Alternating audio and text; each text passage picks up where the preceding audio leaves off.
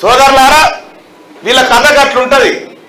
నేను ఒకటి చెప్తా ఉన్నా, నువ్వు వద్దన్నావు, పదవి వద్దన్నావు, పట్టభద్రులతో సంబంధం లేదన్నావు, వెళ్ళిపోతే ఇవాళ తీన్మార్ మల్లన్న కాంగ్రెస్ పార్టీ ఆశీస్సులతోని, తల్లి సోనియా గాంధీ దేవునాడితోటి, మా నాయకులందరూ ఆశీస్సులతోని ఆ పార్టీ గుర్తించి మల్లన్న ఆ దొంగలు పట్టభద్రుల ఆశయాలను నడి రోడ్డు మీద వదిలిపెట్టిపోయారు, నువ్వు ఆ ఆశయాన్ని తలకెత్తుకోపో అని చెప్తే నేను వచ్చిన ఇక్కడికి.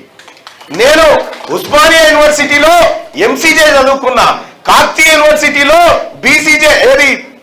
బీపీడీ చేసిన, జేఎన్టీలో ఎంబీఏ చేసిన. నేను ఈ క్వాలిఫికేషన్లో ఉంటే నేను అట్లా చదువుకోలే, ఇట్లా చదువుకోలే అమ్మా. నేను రైళ్లలో ఛాయ్ అమ్ముకుంటూ చదువుకున్నా, నేను దొంగతనం చేయలే. ఇలా కేటీ రామారావు ఏమంటాడు, బిట్స్ పిలానీలో చదివిందట వాళ్ళ అభ్యర్థి, నేనేమో జేఎన్టీయు ఉస్మానియా యూనివర్సిటీ కాకతీయలో చదువుకున్న వాళ్ళం పల్లిపటానికి వెళ్ళమాట.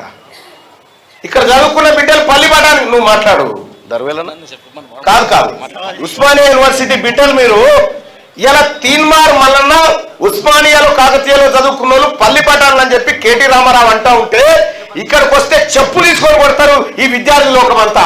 ఏ విద్యార్థులు అయితే తమ ప్రాణాలు పణంగా పెట్టి కొట్లాడిన యూనివర్సిటీలోనే వాళ్ళని పల్లిపటానికి వెళ్ళాలంటావా? ఎంత అహంకారం, ఎంత పొగరబోత్తనం నీకు. ఇలా కేటీ రామారావు, నువ్వు మళ్ళొక్కసారి పట్టభద్రులను ఓటు అడుగుడు కాదు కదా, ఈ పట్టణంలో కాలు కూడా పెట్టలేమని చెప్పి తెలియజేస్తా ఉన్నా. ఇక లాస్ట్ వార్నింగ్ నీకు కేటీఆర్, ఈ 4 తారీఖు దాకా ఎలక్షన్ కోడ్ ఉంది, ఎలక్షన్ కమిషన్ కంట్రోల్లో ఉంది వ్యవస్థ. 4 తారీఖు లోపలనే తమ్మి నువ్వు వాడిపోయేది ఉంటే ఆ తర్వాత నెట్టి పరిస్థితిలో గుంజుకొచ్చి లోపడేస్తాం. నీ పార్టీ ఉండేది కాదు, నీ అంటే ఎవరు ఉండేది కాదు.